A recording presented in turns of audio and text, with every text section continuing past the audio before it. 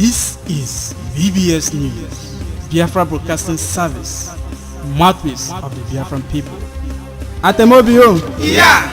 Atemobio. Yeah. Igbo Queen. Yeah.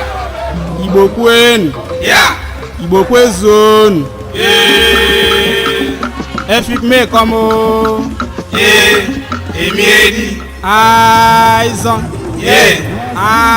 Aizon. Yeah. Izoke Nemia. Emio.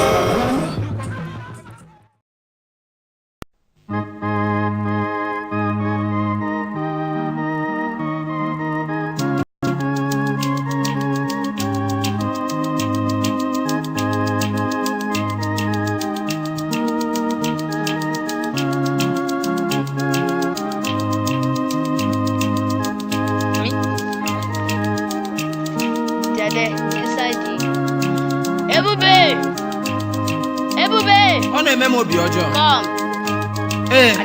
Na-afụkwa m ụfụ n'obi na nwaanyị na-ara anwụrụ gwọrọ onwe ya nsịtụ ọnụ, di ya cheta eze ya afọ arụwa ya. Nsịtụ ọnụ di na nwunye abụrụ ha mmehie. Ọ na-eme m obi ọjọọ na nwoke eze anwụrụ ahụ ereela onwe ya kọbọ ebe ọ chịrị ọchị n'ama.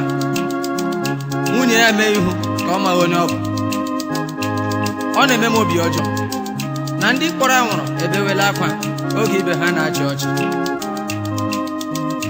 Lee n'iru ya, ị hụla na onye ahụ a na-akpọ onye ara bụkwa na oriri na ọṅụṅụ mebiri ya isi, e wee kpọọ ya onye ara.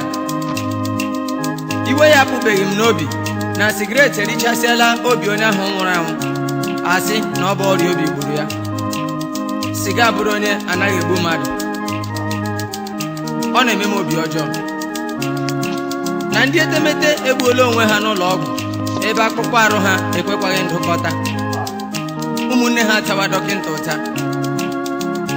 Mmanụ arụ pokopoko bụrụ ihe